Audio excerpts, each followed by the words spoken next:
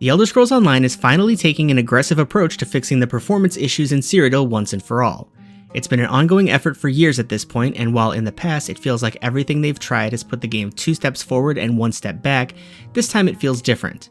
The devs got creative with the latest Cyrodiil Champions Test, and I'm hoping it helped them gather the data that they need. Hey guys, welcome back to another video. In this one we're going to be covering the big PvP test that recently concluded on the live ESO servers. I wanted to share my experience in the Vengeance campaign and give my initial reaction to how I think it went. What was good, what was bad, stuff like that. I'm not entirely sure if my opinion is going to change over time as I hear more perspectives on what people did or did not like, but for now these are my feelings about how it went. Please feel free to sound off in the comments if you agree or disagree with anything I say. I'm always open to having my mind changed. Anyway, quick refresher before we get into it. Basically, the Cyrodiil Champions Test, also called the Vengeance Campaign Test, was an altered version of Cyrodiil created by the developers to gather data and help them decide the best course of action for fixing the game's performance issues in Cyrodiil. Because they needed to stress the servers for this test, it was done on the live PC and Mac game servers instead of on the public test server to attract the most participation possible. During this test, player power was standardized so that all players would have the same stats. Gear sets were disabled, and the only skills that could be used were simplified versions of your class skills. The idea of simplifying everything for the test was to see how many players the server could handle without being bogged down by how complex things get when you have to process all those player sets, skill morphs, etc. during combat. And also, I suppose, to see if players would like or dislike having things simplified in a PvP setting. I want to start with a few scattered thoughts I had when first stepping into Cyrodiil. These are the notes I wrote down mostly during my first time stepping into the test, but some are from throughout the week, so in no particular order, here they are. Figuring out what skills I want to use was easier than expected. This kind of reminds me of how Cyrodiil was back in 2014-2015 when the game first launched.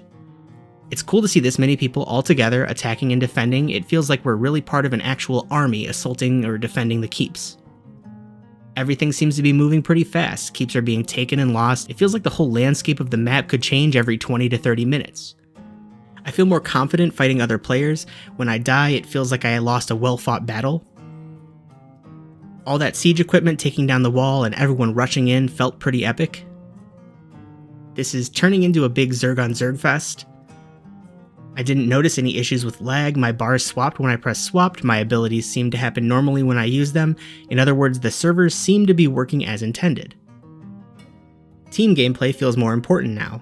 I wonder if certain group compositions would stand a better chance or be able to outplay one of these larger Zerg groups. I don't miss my spell morphs or set bonuses nearly as much as I thought I would. Hardly at all, really. So yeah, my experience with it was mostly a super positive one. I didn't notice really any performance issues. The gameplay was streamlined in the sense that I didn't have to worry about countering cheesy one-shot gank builds or immortal griefers farming me for AP. And best of all, I felt like 80 to 90% of my time was actually spent engaging in PvP, taking objectives and sieging keeps, instead of spending most of my time riding around trying to find some action. It's been years since I've had this much fun in Cyrodiil, but I know for sure that that's not a unanimous sentiment. In sifting through the feedback people have on this test so far, from what I've seen, my experience is a pretty common one, but that brings us to a potential problem. I'm worried that the reason I enjoyed my time in Cyrodiil during this test so much is mostly due to the huge number of players who were there. Like, am I enjoying the Vengeance campaign more because of the combat changes, or is it just because the size of these groups is so massive? If less people were entering Cyrodiil with all these combat changes still in effect, would it still feel more fun than the PvP we have now? I hope the devs have taken that thought into consideration before they decide to move forward. I think a lot of people came out and showed up to complete the Golden Pursuit and to see what all the hype was for the Vengeance campaign, but I don't know if even half of those players are going to end up PvPing more than they already do right now, even if they liked the changes in the test. If I had to guess, players who love and enjoy PvP as it stands now are probably not very happy with all the simplification and standardization in the Vengeance campaign. For a lot of people, the fun of PvP comes from being creative, taking the time to put together a well thought out build or look one up online, grinding out and gathering the right pieces of gear for it, learning how to properly execute how to play it, and testing your skill against others who have done the same. Or by slaughtering the PvE players who were unfortunate enough to wander into Cyrodiil and cross your path.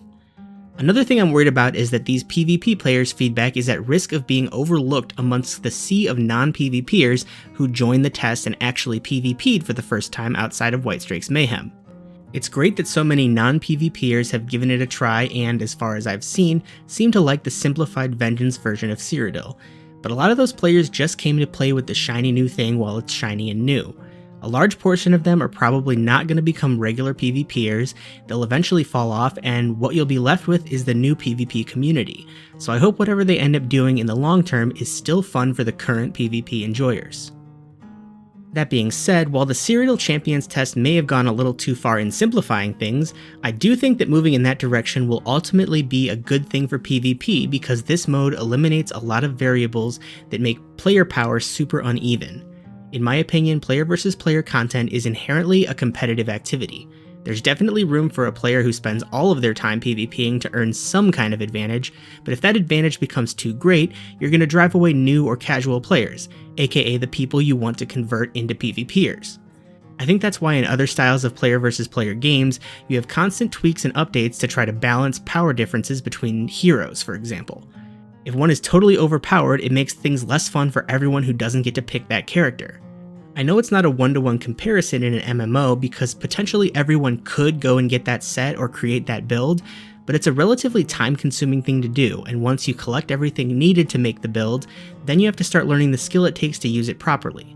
This kind of dynamic just functions as an additional barrier to entry for newer players and scares people away from joining PvP.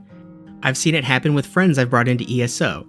They give Cyrodiil or even Battlegrounds a try, they get absolutely demolished or one-shot a few times, sometimes failing to even get one kill, and decide that they aren't geared enough for PvP and they never really end up going back to it. That's an anecdotal example, I know, but I'd still wager it's a more common situation than some might want to admit. I'm not saying we need to strip ESO's PvP of all uniqueness and make the Vengeance campaign permanent, but I think moving in that direction and finding a good middle ground is the closest we can get to the right answer. Before I wrap up the video, I think it's fair for me to be brutally honest about what kind of a player I actually am, so that you can weigh my opinion here accordingly. For several years, I used to be very seriously invested into most aspects of ESO, but since around 2021-2022, I've been way more of a casual player. The guild I was in at the time died off, and I never really bothered to find a new one, so nowadays I'm a pretty solo-focused player in the sense that I generally just queue for things or join other pickup groups when I'm trying to do most content. I lean much more into the PvE side of things, and I used to do a lot more PvPing in Battlegrounds before the BG revamp, which I'm not the biggest fan of, but that's probably a topic for another video altogether. Anyway, please let me know your thoughts in the comments. Like I said at the start of the video, this is just my initial opinion, and it's definitely subject to change. As always, please give this video a like if you enjoyed it, and subscribe for more content in the future. Until next time, see ya!